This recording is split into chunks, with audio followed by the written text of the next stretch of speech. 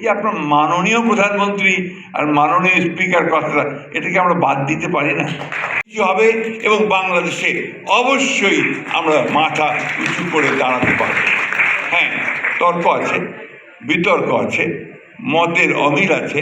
যে কথাটা কিছুক্ষণ আগে এখানে অনেকে বলছিলেন যে আমি তোমার সঙ্গে একমত হব না, কিন্তু তোমার মতকে রক্ষা করার জন্য আমি আমার প্রাণ পর্যন্ত বিসর্জন দিতে রাজি আছি। আমরা এটাতেই বিশ্বাস করি, আমরা লিবারেল ডেমোক্রেসিতে বিশ্বাস করি। আমরা বিশ্বাস করি যে আমার কথা বলার স্বাধীনতা থাকতে হবে, তোমারও কথা বলার স্বাধীনতা থাকবে। বাংলাদেশি গণতন্ত্রটা চর্চা হয়নি, ওইটা বোধ হয় সম্ভবত লিগেসি অফ পাকিস্তান পলিটিক্স থেকে এটা এখানে হয়নি। আমরা এখানে দেখেছি খুব স্বল্প সময় ধরে কিছুটা চর্চা হয়েছিল, তারপরে আবার সেই চর্চা থেকে আমরা দূরে সরে গেছি। আমার দুই দলের বিতর্ক শুনে খুব ভালো লাগছিল। তো একটা আমার আপত্তি আছে, এই যে আপনার মাননীয় প্রধানমন্ত্রী আর মাননীয় স্পিকার কথাটা, এটাকে আমরা বাদ দিতে পারি না।